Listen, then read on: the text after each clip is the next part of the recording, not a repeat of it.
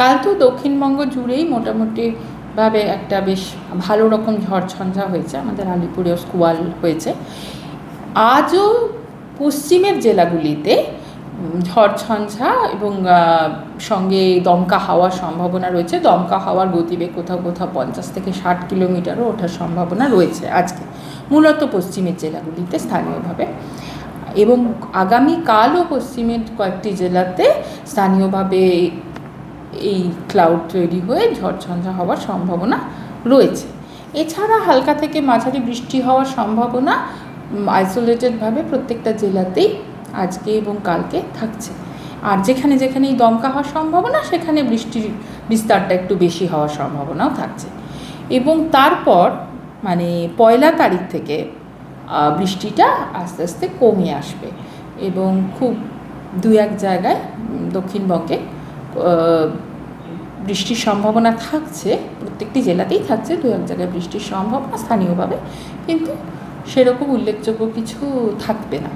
যার ফলে যেটা হবে যে টেম্পারেচারটা আবার বৃদ্ধি পাবে। আগামী 24 ঘন্টায় সেরকম তাপমাত্রা সেরকম পরিবর্তন হবে না, ম্যাক্সিমাম তাপমাত্রা বা সর্বোচ্চ তাপমাত্রা, কিন্তু তারপরে তাপমাত্রাটা আবার 2 থেকে 3 ডিগ্রি বৃদ্ধি পাবে। কোথাও 2 ডিগ্রি বৃদ্ধি পাবে, কোথাও 3 ডিগ্রি বৃদ্ধি পাবে। মোটামুটি দক্ষিণবঙ্গ জুড়েই এই বৃদ্ধিটা হবে। আর আবার একটা মানে অস্বস্তিকর যে একটা আবহাওয়া ছিল আর কি, সেইটা আবার ফিরে আসার সম্ভাবনা আছে।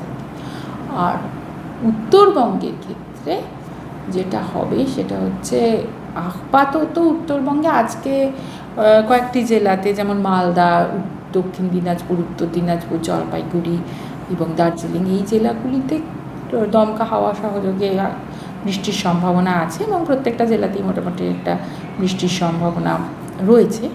কিন্তু বৃষ্টির মানে দমকা হাওয়ার এই যে সম্ভাবনা, সেটা 31 এবং 1 তারিখে একটু কম থাকবে। আবার 2 তারিখ থেকে উত্তরবঙ্গেও দমকা হাওয়া সহযোগে আবার একটা স্পেল শুরু হবে এবং 2, 3, 4, 5 এই সময়টায় বেশ দক্ষিণবঙ্গে মানে মূলত হিমালয়ে সংলগ্ন যে 5টি জেলা, সেই জেলাগুলিতে এই সম্ভাবনা থাকছে। এবং সেই সঙ্গে 4 ও 5 তারিখে মানে আমাদের মেটিওরোলজিক্যাল ডে 6 এবং ডে 7-এ ভারী বৃষ্টির সম্ভাবনা থাকছে এই জলপাইগুড়ি ও আলিপুরদুয়ার জেলাতে।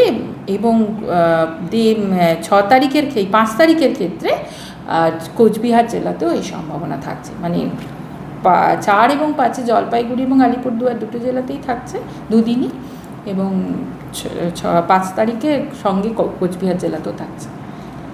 ম্যাডাম, কলকাতার ক্ষেত্রে আজকে আফটারনুন থেকে ইভিনিংয়ে একটু ঠান্ডারি ডেভেলপমেন্টের সম্ভাবনা থাকছে। আগামীকাল থেকে সম্ভাবনাটা অনেকটা কমে আসবে এবং মোটামুটি একই রকম একটা মানে ওই কখনো স্থানীয়ভাবে যেটা এই সিজনে থাকেই, যেহেতু ময়েশ্চারের মানে ইনকাশন থাকছে এই বে অফ বেঙ্গল থেকে, আর মোটামুটি এই সিজনে একটা সম্ভাবনা থাকেই স্থানীয়ভাবে বিকেলের দিকে ঝড়ঝঞ্ঝা হওয়ার, সেটা থাকবে 1-2 জায়গায়। কিন্তু মোটামুটিভাবে এখন যে একটা বিস্তৃত জায়গা জুড়ে যে একটা বৃষ্টির সম্ভাবনা, সেটা আপাতত থাকে।